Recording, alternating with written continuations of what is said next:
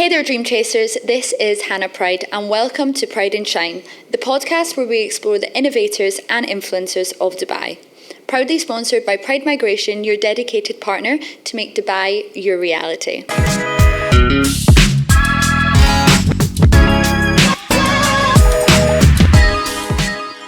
Welcome to the show, Rebecca Walker. Hi.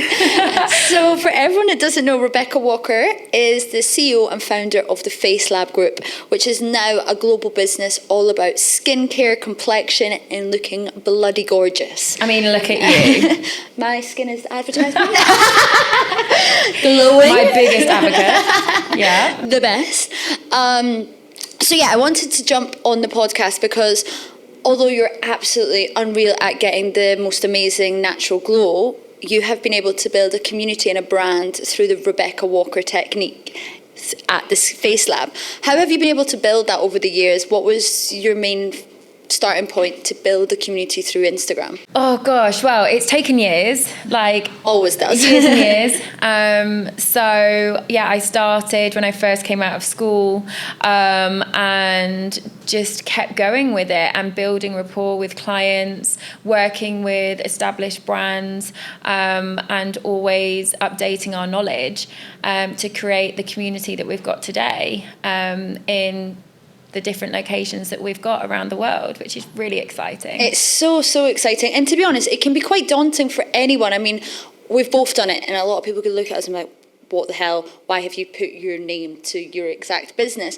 But you especially, you've been able to build something even stronger now, I would say, because as soon as people now hear Rebecca Walker or Rebecca, they'll go, oh, face, skin, facials, skin pen, everything to do with making, as I said, looking gorgeous. What made you put your name against it? Was there anything starting points? I'm just going to say it's the Rebecca Walker technique. Because I'm fabulous. We know. No, it was a combination of things, really, that through being in the industry for so long, we've put together lots of techniques that are proven and worked, and skincare protocols that I only work with medical grade skincare.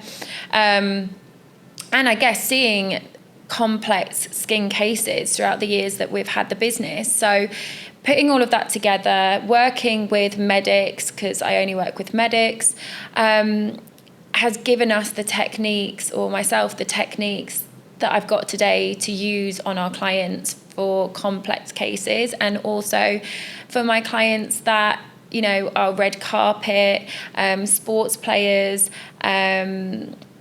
news presenters, that just naturally want healthy looking skin, or longevity with their skin, anti-aging.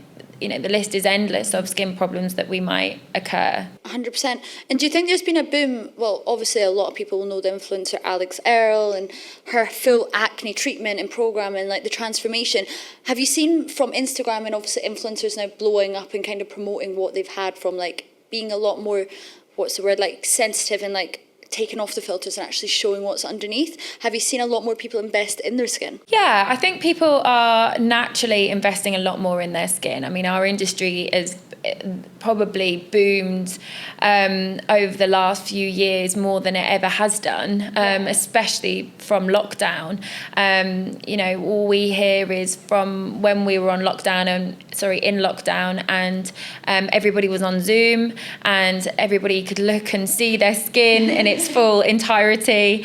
We definitely saw an increase, and our industry has boomed since lockdown. I mean, I did read a statistic that was 2023, the full skincare industry was valued at 109 billion, and this year it's already been revalued at 115 billion. So it does just show that you're in an industry now that probably people are now obviously looking after themselves internally, externally, but it used to just be the gym rather than face, eyebrows, lips and everything in between. Do you know what I mean?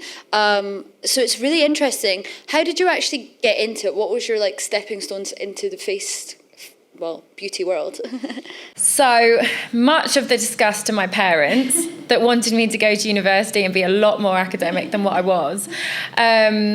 I left school, I did my A-levels, was meant to go to university, and completely threw a curveball in and said to my parents, I'm not going to university and I want to go to college and do beauty. And Beauty school dropout. yeah, that's me.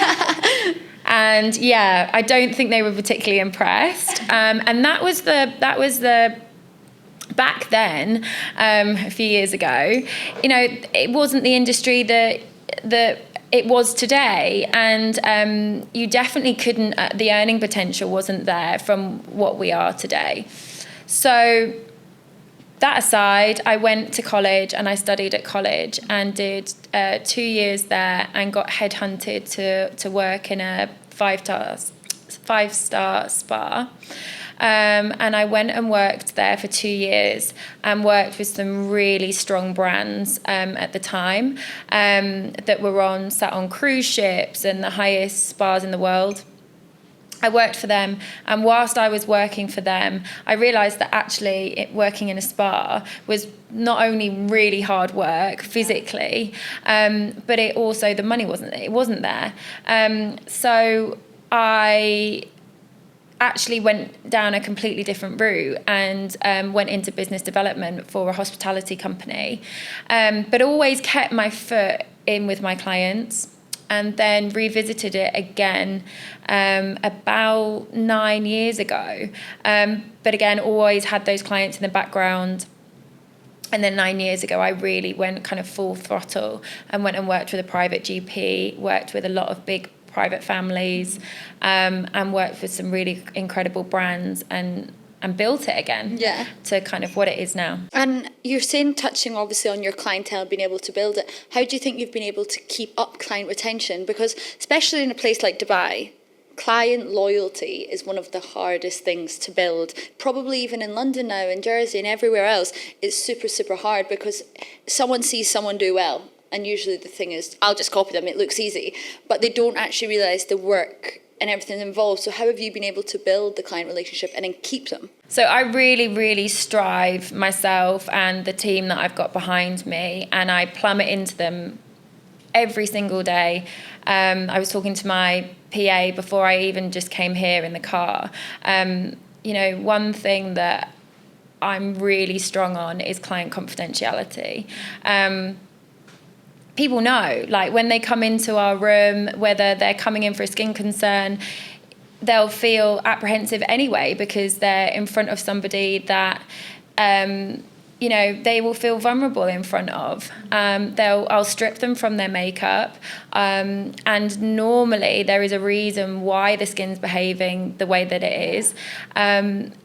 And yeah, the client will feel really vulnerable. So we want to create a safe space for that client to be in. And that comes with confidentiality. So no matter what client I have, that's one of my kind of rules always within the business. Client confidentiality comes first.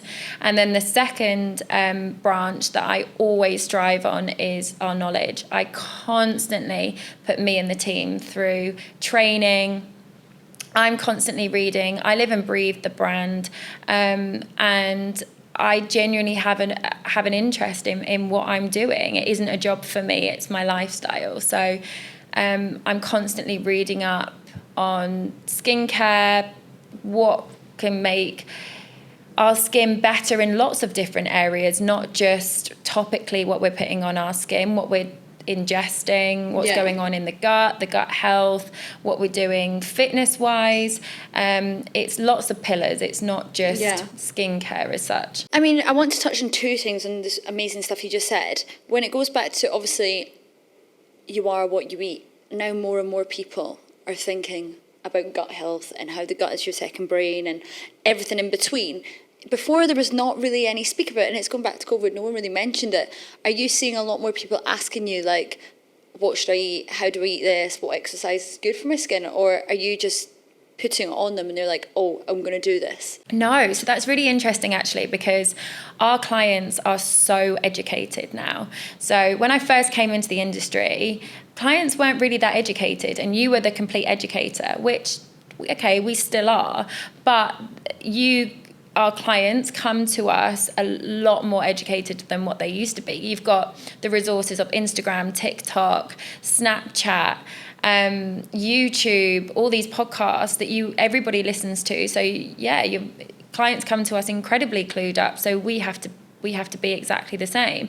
And it is true, you can't just topically put a cream on your skin anymore and it solves everything. It's a 3 to 4 pillar approach, which again is kind of one of our branches that we strive off. And it is, you are what you eat. 100%. You eat something 30 days later, or slightly over, unfortunately, when we're aging.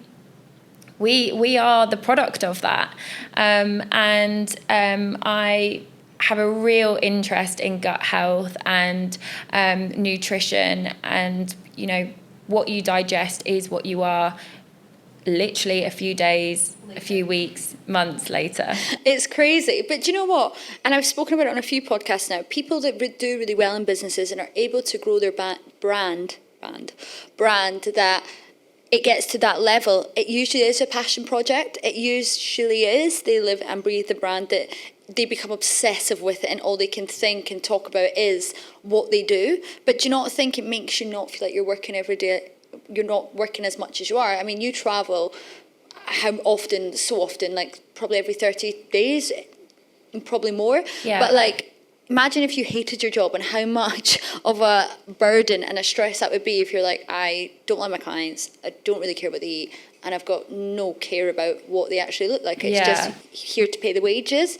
How did you find, how would you tell anyone that's looking to get into a passion project, how did you find yours? Let's be totally transparent. I totally do have days where I sit on the floor and cry and I'm like, I am so tired. Like, I can't keep doing this.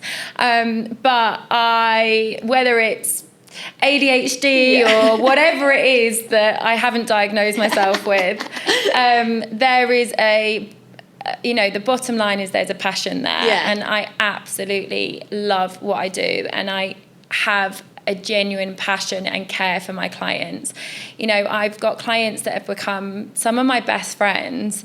I've built a life around this. We're incredibly lucky. We've got 5 locations. They're globally located. We get given so many projects to work on, really exciting projects to work on. So yeah, I'm exhausted 90% of the time, but the drive comes from within. It's a passion and it's my hobby, it's my lifestyle. And you're one of my best friends, but I am a loser. I'm not cool. And She really is. No, I'm really not. And I watch documentaries after documentaries on gut health and nutrition and skin health, and read a lot. So this isn't a 9 to 5 to me. Do you know the thing is, anyone who owns a business, usually it isn't a 9 to 5, and it usually is you become so obsessed with it, and it's, people always speak about manifesting. I'm going to manifest this goal. But do you know what I think? When you're so obsessed with your own business that you're living and breathing and seeing so futuristically, because all you can do is speak about whatever you're doing, whether it be skincare or whether it's be the newest product that you've already researched it 3 months in advance, that you're like, you need to try this, it's not in the market, I believe in it, blah, blah, blah, that you're technically already manifest something. And it kind of goes back to maybe someone that's in a 9 to 5 that's like, I'm going to manifest my goals. And then they probably look at people that are entrepreneurs being able to reach them more. But usually I always say, like, the verdict is you're so passionate about your job and you've researched X, Y, Z that you're already thinking about this 3 months in advance, that it's coming to your life so much faster because all you can do is think about it, envision it, see the results, that it just appears that you're like, right, this passion project or this monetary product has made me so much more successful or so much more money, but it's technically been manifested into your life, I guess. Yeah, I definitely have manifested like a couple of times in my life, and I definitely set goals for the year. I was sat in Bali at Christmas with my girlfriends, and we were sat on the beach writing goal lists, and that is the God's honest truth. My bloody phone screen is my vision board. Exactly, right? And I think that's really important to have, to know what you want to achieve throughout the year. But I think, you've got to see your job and your life as a whole lifestyle and not just see it as I go to work and at 5 o'clock I clock off. Like, and I think with you, it must like resonate how you've set up your business. There must be some core why, and we've not even probably spoken about it. There must be a core why and core values that align with you and your business, that you're able to live and breathe the passion, so other people invest in your business, invest in their skin, because you are a product of your environment. Does that make sense? Like, Rebecca, you've got one of the most amazing skins ever, so I'm guessing people, and I know people see you, I'm like, I'm going to buy her products, I want to bloody like her. But do you know what I mean? That's like, really kind. no, but do you know what I mean? Like, you become what you say you're going to become, and people do look at you, and you keep your skin so good because that's the industry you're in. You can't really let yourself go and then say that it's the best thing ever, because you become what you're like. I do a lot of branding, you do a lot of branding when your face is there and at the front. So if I'm just doing a video, let's say, with nothing kind of letting people, I can see the vision, but they're not being able to see the vision. I'm sure the before and afters for you really help people see what you can achieve. It's just kind of, do you know what I mean? What I'm saying, like, yeah, you've got to believe, and you've got to believe in us and me and what we're essentially trying to sell. Yeah. And but I don't feel like I'm a salesperson, and in this job that is essentially what you're doing, but I don't feel like that because it's a passion, and I do live and breathe it in every sense of, like you say, you know, we know what's coming to market 3 months before it comes. Well, that's probably because I'm sat at home injecting something into my face, and me and the doctors are doing something at 9 o'clock at night in the clinic, and we're rubbing potions into our faces and being guinea pigs for you lot. And my clients know that, and my friends know that, you know, that's what we're doing. So you're buying into that. You're not buying into essentially a sales pitch. You're buying into an organic journey as such, what we're trying to achieve. You touched on as well that as a business owner, you've had these times crying and being like, what the hell am I doing? I'm so tired. How have you got out the other end? Because some people would be like, right, I'm done. That's it, I'm done. How have you been able to overcome these and be like, no, I'm going to level up, I'm going to keep doing it, this isn't going to plan, but I know I'm going to get there? I think, which I've always said, and I always say to clients and to anybody wanting to go into this industry or any industry and have a successful business, is you will always grow when you're really uncomfortable. And I've had lots of uncomfortable times in my life, like probably everybody has, you know, through breakups or friendships maybe breaking down, or business moves that haven't worked.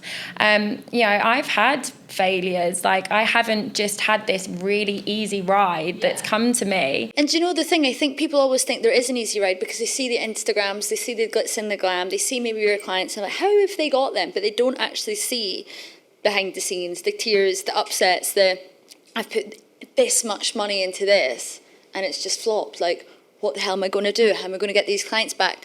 And I think it's really important that people understand that it's not always a straight road, and you have to take the risk to the reward. Like, you come into Dubai, you go into Jersey, you go into London or any place, and you're saying, I'm going to set up a business. You do need to sometimes forefront the investment, not take any investors, because sometimes the investors are the easy option, but then you could lose all your business. Absolutely. I think it's just having self-belief. And like I say, anytime I've been really uncomfortable, my work has almost been my escape mechanism. Yeah. So I will run to my work and I'll just bury my head in the sand, and I'll be like, right, this is what I need to focus on and this is what I want to achieve. And I guess when I'm uncomfortable or I'm dealing with something outside of work or business, I'll use that power and that drive to just drive this business even more. And you know, it is a superpower. And Luke and I in another podcast were discussing this. We were saying that anxiousness technically comes from being lonely or bored. So if you have a passion project, which is your business, or you can pick up hobbies, you're never really going to experience the anxiousness to the higher level, because your brain is so busy with endorphins and like trying to learn something, it doesn't even have time to think like, oh, I'm anxious, like what was I worrying about? So it is sometimes really good, well, not sometimes, it's always really good to be able to find a passion, whether it's in work, and do it at the side of your job before taking the full risk and jumping 100% into it, or taking that hobby to divert any anxiousness you may have. And I mean, you've been really lucky. You've been able to grow with the skincare industry. It's not as if you've been, let's say, working a 9 to 5 and going, oh, I really want to do that. Do you know what? I think I'd be a great facialist. I've seen X, Y, Z. They've got a great life. I'm going to do it. You've been able to organically grow and you can see the passion. What would you say to the girls? Let's say they're going to go, I'm just going to go to a crash course. I'll be great at doing a facial. What would you say to them? I mean, we see it all the time. Yeah, and, all the time. You know, and I genuinely, I started off just, you know, going to college and doing 2 years and I didn't really know where I was going to go with it. All I knew is that from a really young age, I wanted a high-end brand. Whatever kind of route that was going to be. But yeah, I mean, I very much strive our business on we power and fuel our skincare knowledge through to the client. Yeah. So all I would say is that, yes, somebody could go and do a crash course, but realistically, I would be wanting to be an educator for that client. And I think the clients buy into that. So, of course, everybody has to start somewhere. And, you know, I've gone into education a lot more now. I teach for a medical needling brand. So I educate those girls that are up and coming into the industry, and I want them to do well, but it's not an easy ride. You know, my rapport with my clients have taken years. My trust with my clients have taken years. You've got to get that right clientele. You've got to build the rapport. You've got to be an educator. You've got to make sure you're confidential. You're reliable. But I think the main points that you're like, in summary, is you're adding value, and you're adding value on every single area, and you're being captivating because you're so passionate about it. And that's where I think, as a female entrepreneur in any business, not just skincare, if you're passionate about what you do, although most industries are male dominated, a lady's passion can be so captivating because they're a lot easier to look at, let's be serious. Sometimes I'm not. I mean, you could fry egg in my fucking hair today, but they are usually, like, the passion does play off. And that's where, like, going back to everything you've just said, if you can read a book and relay that information, or watch an article, watch a YouTube, or go to a conference or anything to add value, and then you can be so captivating because you can the passion shine through, is going to make your life so much easier. And I just think, to anyone that's in business, whatever you're in, even if you bloody hate your job, find something that you like within your job, and then you can get to that next level far much quicker than being like, kind of like this, gonna go do this, not really going to concentrate on anything. Like, you could have been a beautician and just been like, I'm going to do everything, but instead you found the area of skincare that you're like, no, this is what I love, and now you live and breathe it to the next level. Like I say, people will buy into your passion. People buy into people, and you've got to, especially in this industry, like a hairdresser, a PT, people are buying into you more, as much as they're buying into your brand and what you're selling, but they'll buy into your passion. And that's, you know, your passion is what people their energy will vibe off, and you can connect on that. It's infectious, right? If you're passionate about something, it's infectious to the other person, and the other person will want to be part of it. So that's what I always say to my team. I'm like, you've got to be passionate about it, and if you're not, this isn't the right route for you, because people won't buy into you. And do you know the thing that's interesting about that, and it's great you've brought it up, when you hire people, do you ensure that their goals align with your brand? Because I always say to people, like, it's amazing building a brand, and it can get to a point, and I'm sure you've been there, where you're like, I really don't want to hire people because I don't know if they understand where it comes from. And if it's a personal brand especially, it can be really hard to let go of that control, even to give it to a PA or a marketing person. Like, no, because you become a perfectionist because it's you on the label. But how are you going through, like, the process of hiring people if you want to ensure that their values align with your brand? It's really difficult, and I think anybody that started off on their own and then have branched out, you want to micromanage because it's your baby, and you've built it, and you are the only one that has that 120% passion for it. Nobody. Every time you give a role to somebody else, it gets diluted that tiny little bit, and you are the only person that's 100% or 120% organic. So it's really, really difficult, and I'm a control freak, and I Same. love to micromanage, and I've got an eye for what I want, and I want to keep it in line, and I can be really over the top with it, and I can be really challenging to work with. I work in chaos, and my PA knows that. But you know the thing is, and I think every single person I've interviewed, I don't even know if I've already said this, has been on the spectrum on this podcast so far. So everyone has had ADHD, dyslexia, dyspraxia, dyscalculia, like the list goes on. I'm like, this is really interesting. But everyone seems to work in such a creative and like magical way. Like it's as if our brains all work a different way and we all thrive in chaos and we all thrive on like the unknowing is amazing. Whereas most people and I think it goes back to like our childhood trauma, because I think people that usually run their own business and take that leap of faith, like they have something traumatic in school, or they have a learning difficulty that they're used to hearing no, or they're used to hearing like you're not going to be able to get that, or they're used to having to think outside the box to get what they want. And these people, and nothing, as we said, nothing bad about it, but usually when people have a 9 to 5, like they're the people that got the straight A school, like was really smooth running, and they know what's coming. Like they knew they were getting straight A's. They knew how to spell and probably in the womb. Whereas I was sitting there probably going, what if it?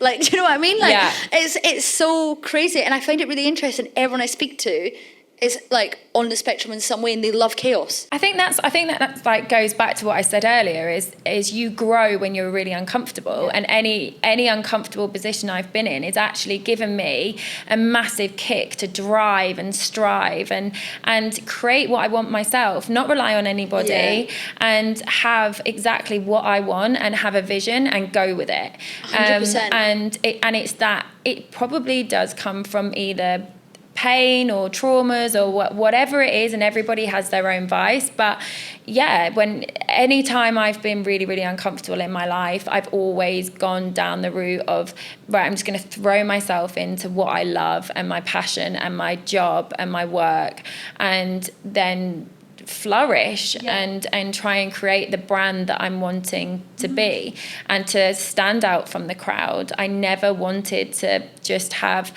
a salon. Done the average Joe. Not so much ever. I just wanted more. I wanted to travel. My dad constantly plumbed into me. You have to travel. You have to travel. It will give you experiences that you can't buy. You've got to go out and meet so many different people, because you will organically pick up how to work with people. If you just deal with the same people every day, you're only going to get the same outcome. 100%. And I think I can resonate with that so much, because I've travelled a fair few bit, and I do think now that's the reason that I'm like, there's so much more to life. There's so much more that I can do, that if I do just dial in, and I'm sure that you're saying, you can dial into work for 3 months and genuinely change your life, change your brand, and it usually is stem from that trauma, challenge, or whatever life's thrown at you. And then I always say, when you get that and you think, like for my instance, if the deal's not going to go align, or someone says you can't do it, I'm like, well, I can. And at that point you want to crack, and then a few weeks later you look back and like, bloody hell, my life's just got 5 times better. But at that present moment I could have been like, right, that's it, chuck the bag in. And I think it's constantly writing goals and having goals and ticking them off. I look back only probably about 7 years ago, and believe it or not, my clients are always like, surely this isn't true, but it is. I was terrified of flying, like absolutely terrified. My dad's a pilot, he's been a captain for years. I've grown up with him doing that my whole life, and I know that it's safe, and there's a risk, but there's a risk of you getting in your car every day, and the stats are higher. But I was terrified, and I knew that every year I had to conquer something, and one of them was just to get over flying. Now I fly about 15 times a month. Baby, fly all the time. But you're basically the co-pilot. Absolutely, I actually fly more than my dad. No joke. But it's like having those goals, and once you've accomplished them and you've got through that pain, and you feel on top of the world, and you have that rush, and you're like, yes, I've achieved it, I've done it. It's just about conquering your mental, your brain, your mentality, isn't it? And I think that's where a lot of people now are kind of really pinpointing, and probably going into a lot more, not only looking good on the outside, but in the inside, because they've realised you can do anything in life. You can bloody travel to space if you really wanted, if you just put your mind to it. And it's about taking those mental blockers that just put your everything into it. And even if you reach the stars and you aim for the moon, you're still closer than you were before you started. Yeah, absolutely. It's just it's putting yourself in those uncomfortable positions so many times. Again, public speaking for me was just an absolute no-go. Yeah. And now we have to do it all the time. You know, we speak for medical brands, for devices, and it's just something you have to get over. But it's something that will get you to achieve those goals that you want, and not really worry about what other people think, which was another. It's a huge thing. I think people think all the time, like, oh my God, what if? The only people in life that I generally think have got anything bad to say are the ones that are jealous or the ones that are just unhappy within themselves. Because especially within Dubai, everyone you see wants to help you, wants to collaborate with you, wants to see you do better, and they will do everything in their power to help you. It's usually the people that are not happy within themselves and have a lot of self-work to do that are like, oh, they're never going to be able to do it. And it's about overcoming it and just being like, I don't care. Like, you could have set up your brand, I could have set up my brand, I could have set up this podcast and like, no one's going to watch it. I don't care. I've had a great time doing it. Absolutely. And look how well you're doing. But yeah, you need to just, I think the biggest lesson I ever learned, and someone told me a few years ago, was you've got to, don't ever rely on anybody else making you happy, because first of all, it's not their job. And second of all, somebody can't do that. That's what you've got to do yourself. And again, it becomes infectious. If you're around somebody that's happy, it makes you happy. 100%. And I try my hardest to live off that. And of course, I can be negative, and I have days where, like I say, I can sit on the floor and I cry and I get really frustrated and I'm knackered from doing 10 hours of clients a day, and, you know, things don't go my way. But the next day you've got to pick yourself up and be like, right, yesterday was yesterday, today's today, and this is what I want to achieve, and I'm happy within myself, and I'm not going to worry about what anybody else thinks, because everybody's got their own environment that they're living in, and in that environment there might be trauma, sadness. They might not be achieving their goals. They might be achieving their goals, but that's nothing to do with you. And it's really hard to get your head around that as you get older. 100%. And I always say to people, like, at the end of the day, any failure is a learning lesson. Yeah. And think how many times you probably failed at school and you don't even remember them anymore, to get to know it's like second nature. How many times do you have to fail in business or fail every day to then become an expert? You don't just come to the face, let's say, don't come to the beauty market and become an expert. You have to take all the learnings, take everything that knowledge is power at the end of the day. Experience is invaluable. The more you can get, the more you're going to succeed. And at the end of the day, if it does fail, if you do fuck up, get yourself back up and go again. That's what I would say to these girls that are coming to the industry. And, we have seen a massive increase of girls wanting, and guys coming into the industry and wanting to do what we do. And I would say you are going to have so many failures, and it's okay. I remember about 12 years ago, I started off with a lash brand, and I brought out strip lashes, and it was the biggest flop. And one of my best friends, he was a guy in Manchester, and he helped me, bless him, throughout the whole thing. And I was like, I'm going to bring out this brand, it's going to be really cool, and this is what I'm going to do. And he was just like, he bought into it, to be fair to him, which was amazing. But it was the biggest learning curve, because okay, we got rid of the stock, so the failure wasn't too bad, but it was nowhere near on the speed that I wanted it to be. It looked nothing like what I wanted it to look like.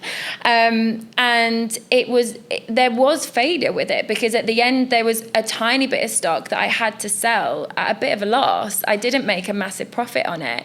So it was a massive, massive learning curve, and it's got me to where I am today. 100%. I always think, like, the amount of entrepreneurs, the successful ones usually, like, third, fourth, fifth, 20th business down the line. You never actually know. And I say to everyone coming to Dubai, anyone in business, you just have to leave your ego at the door. Absolutely. Leave your ego at the door. If you're going to come, you are not going to be succeeding with someone or in competition. Fair enough, if you've maybe made it back in London, made it in the UK, made it in New York, you can come to Dubai and compete on that level. But if you're coming fresh out the door into any business, moving to Dubai, you can put it in any walks of life. You need to leave your ego at the door and just take everything as knowledge. Absolutely. I mean, I came to Dubai and nobody, I came from busy columns and a business that was successful in a really lovely area, had a beautiful clinic. I was full. I wasn't taking on any more clients. I came to Dubai and I literally had about 3 clients. And it's a kick in the balls. I remember just sitting there being like, wow, you don't really love me? am a nobody, and like, wow, like nobody cares who I am, and but it was so amazing because it gave me the drive to be like, right, everyone needs to know our technique. I can help people, and I want to get there. But yeah, you've got to leave your ego at the door because it was a big ego kick. And you know the thing is, and I've heard it a few times, your ego isn't you. The ego is just the part of you and it's the self of you. It's the someone you maybe want to be. But at the end of the day, the ego isn't you. So you can take yourself out the ego, you can jump in and out, you can have a bloody alter ego for all I care. But you just have to understand, if you have an ego, you're going to get nowhere. And you sometimes just have to knock yourself back right down to nothing. Take it, pretend you're a child again, pretend you're back in P1. You will get somewhere, especially in Dubai, but no one has any time for someone that thinks they already know it all, have it all, and they are going to teach everyone. You just sometimes have to be like, right, I'm going to listen to you for once. Absolutely. And I think as well, like you've nailed it with the whole Dubai thing, is Dubai is a hamster in a wheel that doesn't stop.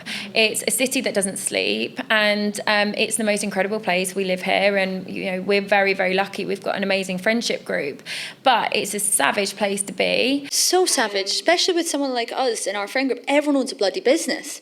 Everyone is successful. We don't know who we're going for bloody dinner with because you're like, Jesus Christ, how have you been sat here? But it does make you work harder. But imagine if we all came to the table and we're like, oh, I'm competing with you.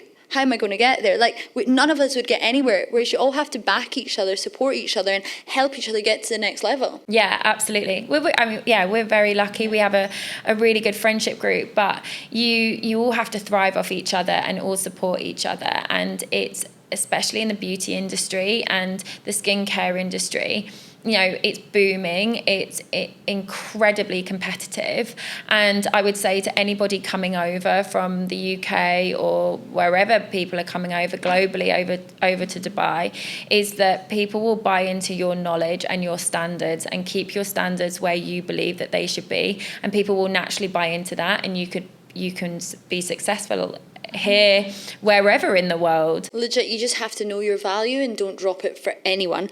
Well, Rebecca, I need to end it on that, but thank you so much for coming on the show. It's been such a great convo.